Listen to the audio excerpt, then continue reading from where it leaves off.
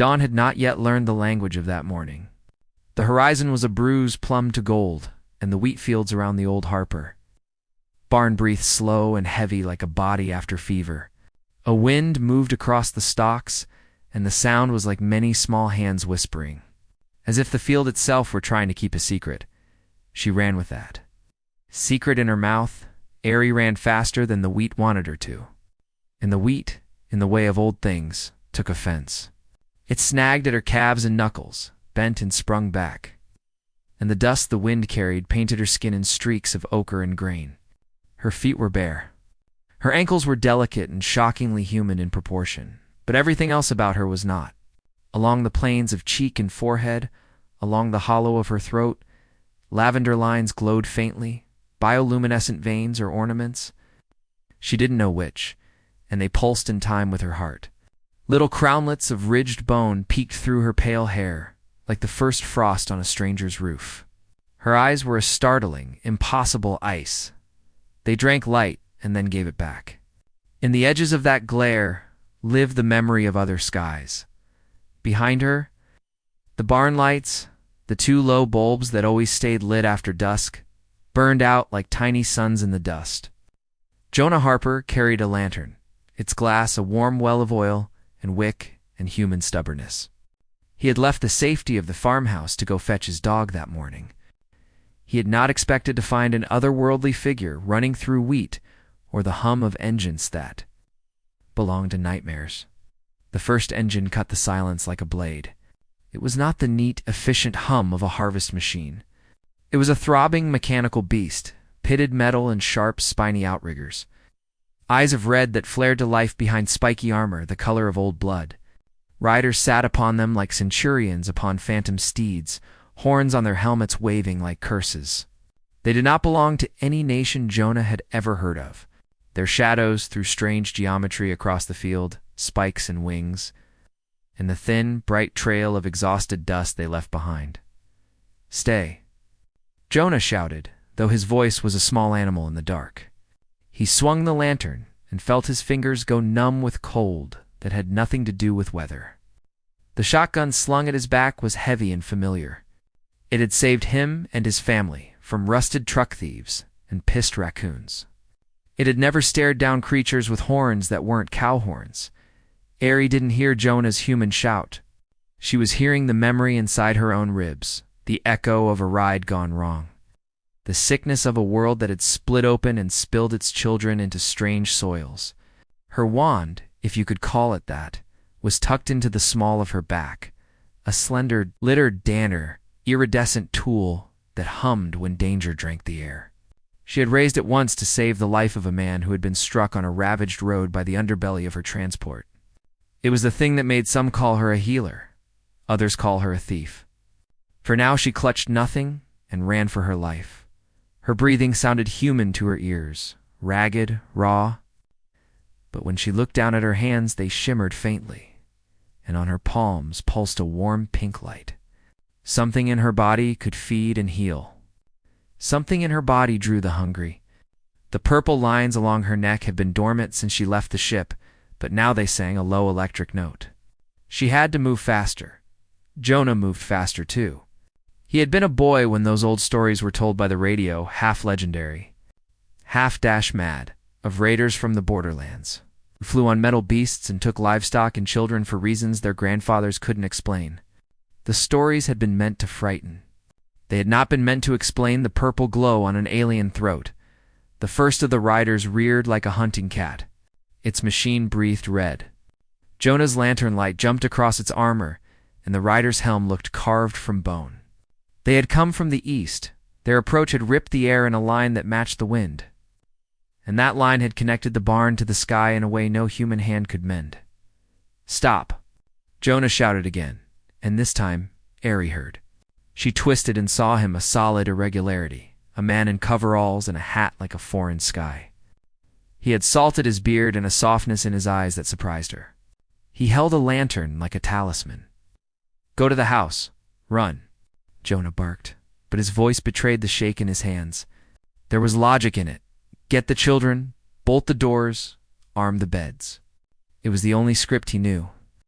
Aeri didn't understand that script. All she had was urgency and the raw, ugly question that had been chasing her across light years. Who hunts a child who only wants to survive? That question condensed into a sound behind them, a high, keening pulse, like insects made of metal singing to each other. The rider's machine accelerated. Red lights blinked. The wheat bent and sighed and could not hold. Aeri veered toward the barn without thinking. She had seen its silhouette from the road, and for a second it was a harbor, a place where human things gathered. Derricks and wagons and bird baths. A place where she might ask for help. She had practiced human faces, at least one, the one she saw in his eyes, Jonah's in the frozen hours of the night. Now she needed the practiced human kindness to be real. Jonah moved into the line between her and the riders. For a long instant he seemed barely visible against the wheat, as if the field wanted to swallow his shape. He raised the lantern, and the light drew lines on the stranger's face. On the lavender streaks, on the small ridges at her temples, she stopped. The riders poured the distance between themselves and the two of them, for all the machine horror behind them. The world knew an old law. When one being stood in front of another and raised a lamp, it measured intent. Jonah's hand trembled as he set the lantern down on a bale of hay and placed the shotgun against his hip. He did not raise it to shoot. He raised it to be ready. The machine ahead braked like a beast that smelled a trap. Asterisk, who are you? Jonah asked, as if the question could be asked. What do you want of us? Aeri wanted to answer with the names her mother used, the deep, guttural sounds that made her soothed. There were words for barn and wheat on her tongue, but they felt wrong. Instead, she opened her mouth and made one of the human phrases she had learned from the radio crackle. Help. The rider in front stood very still on his machine like a statue. The helmet turned. When the visor lifted, it was not a face Jonah recognized. Pale skin, angular, with the same high cheekbone as the stranger, but colder. The rider cocked his head. We seek the matriarch, the rider said, in a language that was not English but was made. Sensible with translation wires woven into the air, the alien dialect shaped itself into syllables Jonah's mind could tolerate. She carries the gift. Jonah's shoulders tightened. He had heard about gifts in old tales, not of a thing you wanted, but of a thing that marked you. The rider's words made the hair along Jonah's neck stand up like small sentries. He took a step forward. This is a farm. We mind our own. You take gifts from fields? You take children. The rider smiled, or perhaps merely showed teeth. We take what feeds our people, he said. We take that which nourishes, Aeri answered before she had the right to. Her hand came to the wand at her back, and the air around it sang. I will not go, she said, and the inside of her voice was different now, steadier, because the purple veins along her throat brightened. A small halo of light lifted from her palms like moth wings. The riders smelled it. One rider's machine nosed forward. She speaks, the leader said, and something like hope and danger mixed on his face. The word for their people was soft. Harvesters. Others would call them raiders. They had traveled long across places where the soil was dead and had found that some bodies rare, luminous bodies, could make the dead live for a while. They were cruel in a way that sometimes passes for necessity. Jonah did the only thing he could. He looked at the barn as if the old timber could offer a plan. Then he lifted his lantern and walked forward into the little triangle of light between Aeri and the riders. His palms were calloused, and they trembled. You don't take her, he said. His voice broke at the end, but did not fall apart. You don't take what isn't yours. The rider laughed, and the sound made the wheat shiver. We take what feeds us and what serves us, the rider repeated. He raised an arm, and the helmet's visor went slick and black. The machine behind him growled. The red lights glanced like hungry eyes. Aeri's mind counted the options and found them wanting. Run. Already tried. Fight? She could not fight them all. Bargain? She didn't know the currency. Save someone. The memory of a man left bleeding on a cracked highway pinned her like a name on a list. She would not let it happen again. You do not need to take people, she said. Her voice rippled like pond water. I will give them what you need. I will give you, she stopped.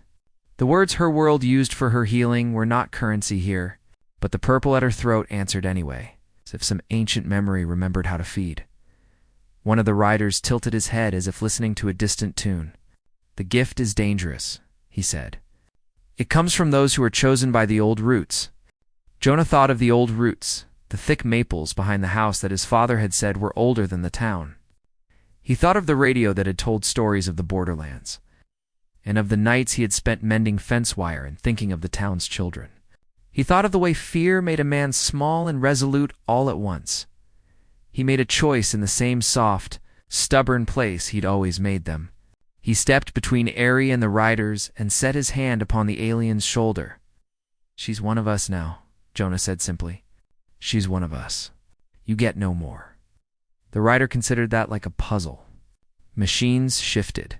Somewhere behind the first machines, the sound of something big moving grew, like a farmhand's boot coming down a long road. You claim her? The rider said.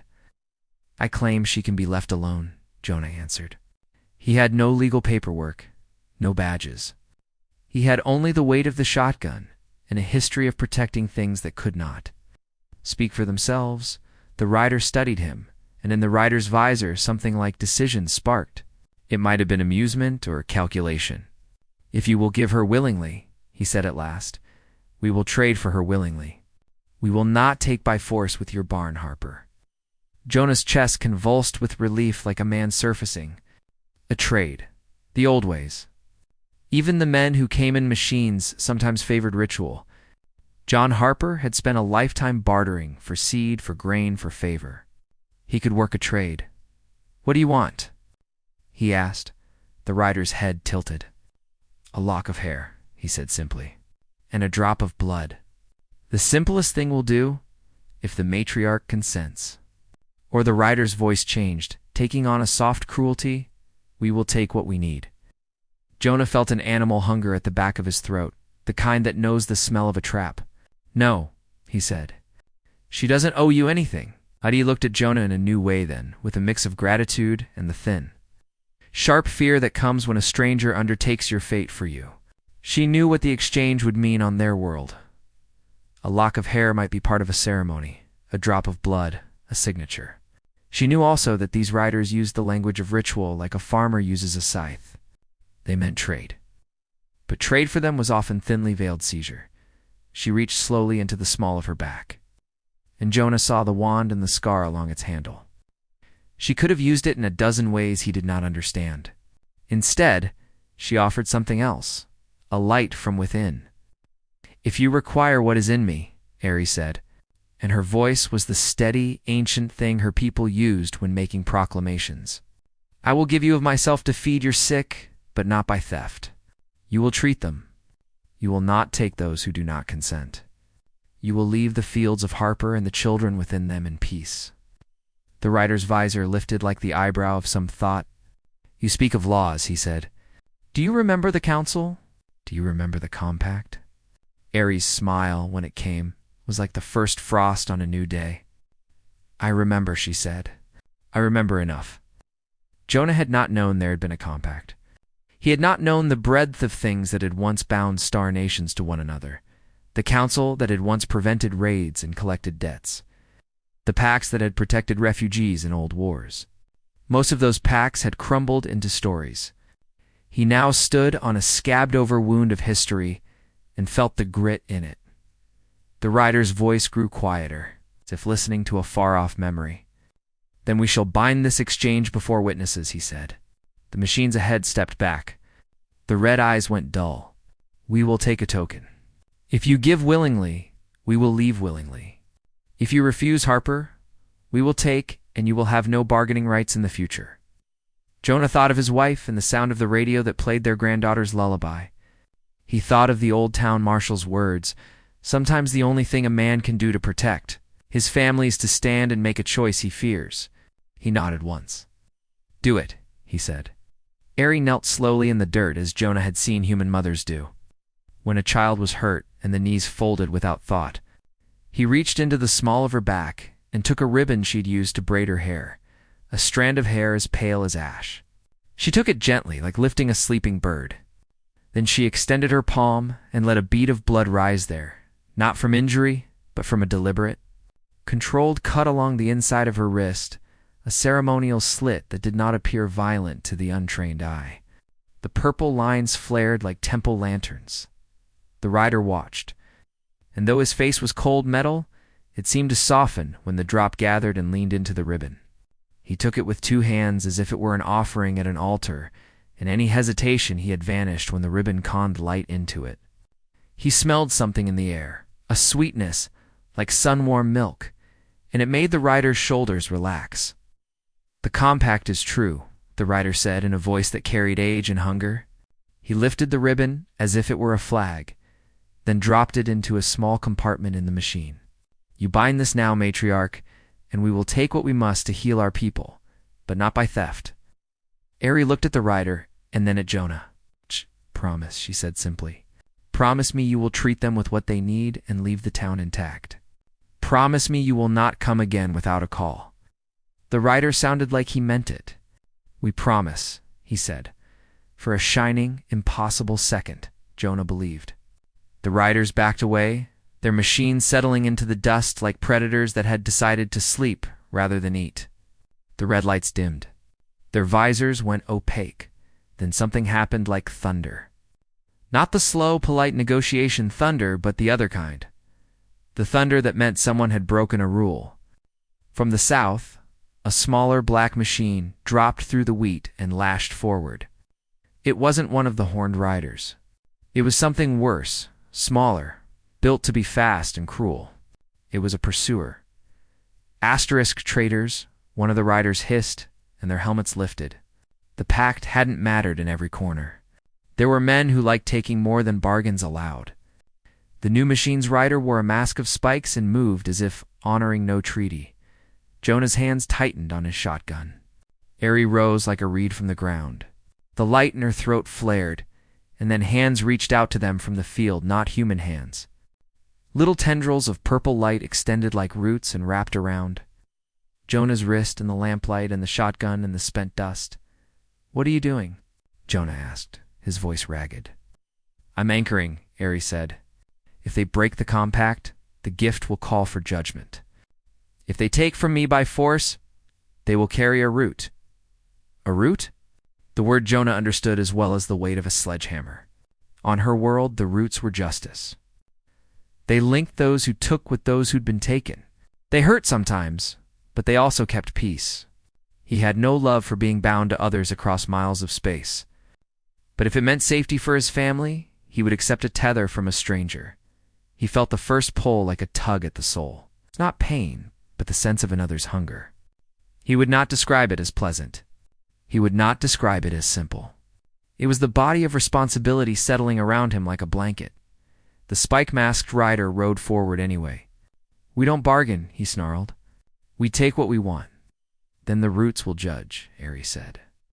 And for the first time Jonah heard a sound behind her words, a music with a hard edge. She lifted her hands and the purple veins along her throat sang. The air around the approaching machine froze, as if an invisible hand had dropped a sheet of cold glass between them. The spike-masked rider did not stop. He lunged for the ribbon, but the roots, the thin, filigreed lights, bound him like rope. His machine convulsed, sputtered. The red lenses blinked. He roared and struck the bound metal. The machine flailed and crashed into the field. The stalks bent and did not stand again. Around them, the other riders watched. Their faces carved of war had changed. Aeri's power was not empty. The compact they had promised meant more than bargaining chaff. It meant if one of them broke the law, they were all accountable. The leader's jaw tightened. "Leave," the leader said, and his voice was like a hammer. "Take your broken and go. We will come to our council and judge. We will not burn this place." They lifted from their machines. Then like ghosts, the leader's machine stayed. He turned his back to them and walked toward Jonah and Aeri. Jonah exhaled a breath that felt like a confession and pressed his hand to his chest, sensing for the first time a tether that wasn't just his own fear. He looked at the alien in front of him and found gratitude and something warmer than fear. She had risked herself for them. She had given of herself, could have left, Jonah said, because he needed to say it. I could have run, she answered. But I remembered what it is to bind yourself to a promise. The leader, the rider whose helmet had been the first to speak, crouched and touched the ribbon in his hands. Then, in a gesture of honor Jonah did not expect, he placed his gauntleted hand over his heart and said, in a language Jonah only half understood but felt the truth of, honor. Asterisk, the rider's party mounted and left. And the smaller machine, the one that had broken the compact, was abandoned and smoldering like an animal felled by a hunter. The red lights winked out across the field, and the sound of engines faded like distant wolves at bay. When they were gone, the wheat stood like an audience that had just watched something improbable and preferred to look away. The lamps on the barn hummed, and the old farmhouse creaked a bit as if to adjust to the new weight of the morning. Jonah's wife would ask him questions later, long lists of them. Where had he been? Why was there an alien here? What had been traded? He would have to invent a story that matched his life and their children's. For now, their granddaughter's radio in the kitchen hummed on some forgotten AM station, and a rooster crowed as if the world would keep going. Aeri sat on a bale of hay and closed her eyes. The purple lines along her throat faded to a soft glow. The ribbon in the leader's machine was now a small relic of agreement. The drop of her blood would be studied and used. But under the compact's rules, it would be shared to nurses and villages who had nothing left. She had given something of herself, and in return she had anchored herself to a farm miles from the city and to a man with a lantern and a shotgun. Jonah sat beside her and did the ungraceful thing that men sometimes do after such nights. He laughed. It came out in a sound that was half relief and half exhaustion. You scared the hell out of me, he said, which was small comfort but true. Could have left me to them, Aeri said, and there was no accusation in it, only the flat, distant note of someone cataloging what had happened. Jonah shook his head. No, he said. You came to my road. You stood in my wheat. You asked for help. I don't turn away. There were things to do then. The machine had to be reported to the county. The wheat fields needed tending where they had been trampled. The dog had to be found and fed. But the small, private things waited like properers of grief. They allowed the world to continue, as the sun climbed the sky and made the barns would warm with a light that smelled like sap and old dust. Aeri told Jonah of the ruins she had fled, city where light leaked from broken domes and where the sky smelled of iron and salt. She told of the march through a desert that tasted like silver and the children they had lost along the way. She spoke slowly, and with the modesty of someone who had survived too much. Jonah told her of the town, of the county fair, of the town council that met in the elementary school, of the woman down the lane who made the best pie anyone had ever had. He told small stories like anchors, things that would be reliable. If the world went to its knees and needed familiar names, they learned each other's rhythms. The compact, the ribbon, and the blood and the riders had bought them time, not safety. There would be others, people who did not accept the peace, who would find excuses to break the law. There would be demands made by larger, hungrier machines. And there would be the temptation, always, to use what Aeri could give as currency beyond what any compact intended. Aeri slept the day in a small room above the barn, and Jonah's granddaughter brought her a cup of black tea the way only small hands can offer comfort. The purple lines along her throat dimmed to the point that she might have looked human if you saw her from across the farmhouse table. But if you looked closely, you could still see the faint shimmer, the trace of other things in her blood. That night the riders came back, but not with horns. They came with paper and ink and a small delegation that smelled of old oil and even older obligations. They wore plain clothes and bowed their heads. The leader, the one who had taken the ribbon, spoke to Jonah first with the awkwardness of an animal who'd been taught to be polite in another language. We will make reparations, he said. We owe you for this compact. We will bring our healers to the borders. We will not take without the call. Jonah listened. He felt the roots in him like a promise, and wondered whether promises spoken at a bargain's edge were the same as those spoken from the heart. For the moment they would have to be enough. The riders left healing tinctures and a small bundle of seed. Not a lot, but something a farmer could tuck into soil and expect return from. Aeri stood on the porch of the farmhouse at dawn some days later, watching the wheat sway in the sunlight. The purple in her throat had become a little less bright. The ribbon's giving had cost her. She held Jonah's hand in a gesture that had nothing to do with pacts and everything to do with the human need for contact. "You will go where?" Jonah asked one morning. His voice had a trace of worry he did not try to hide. "I must find others," Aeri said. She had thought that at first her search would be only for home, but the ribbon made her think of obligations beyond her place of origin.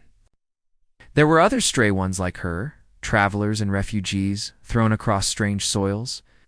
The compact would tell of protection, but protection took work. "There are more like me," she said. "And there are more who need the gift and the keeping of law." Jonah squeezed her hand. The roots hummed faintly beneath his skin, and he had come to think of them as a kind of second heart. "Then go," he said, "and come back in the harvest. Bring stories." She smiled like a sunrise then, and reached up and took the rim of his hat between two pale fingers. "I will," she promised. When she left the farm, she did not go alone.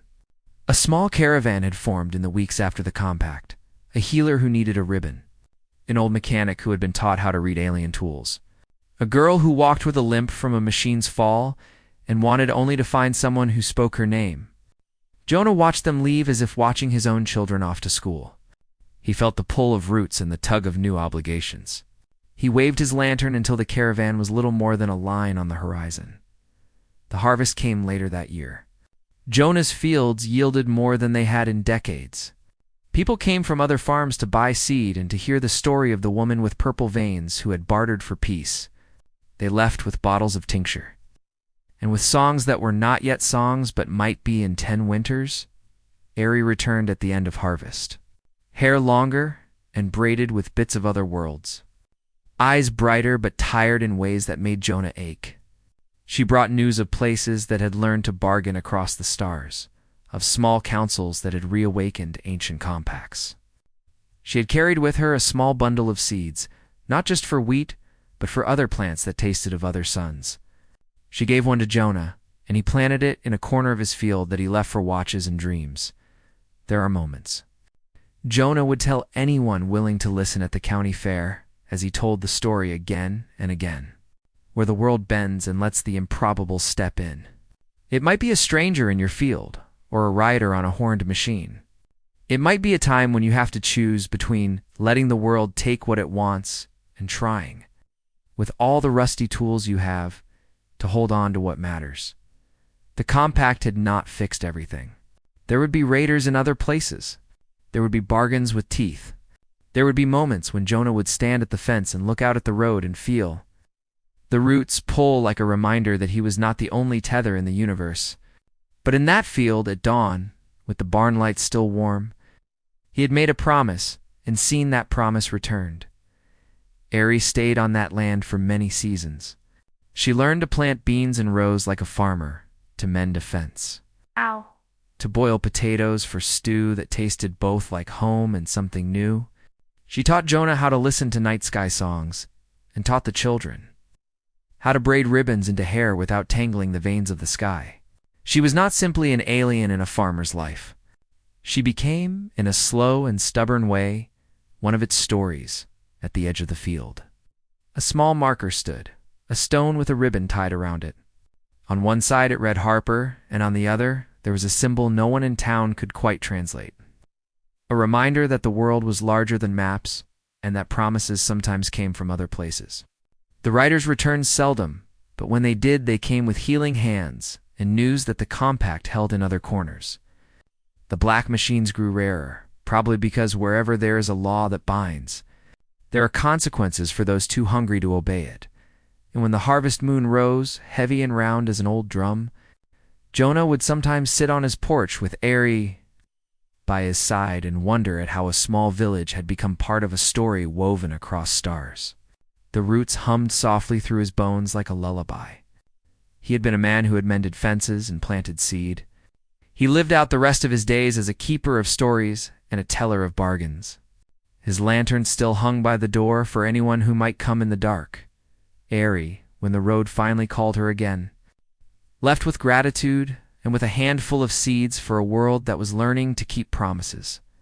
And when she walked away from the wheat and the barn, the riders who had once been predators stood beneath the light of the harvest moon and watched her go as if they were seeing. The tide turn. The horned machines would still ride in other places. Men would still be forced to barter with their bones. The world, stubborn and unquiet, would not become peaceful all at once.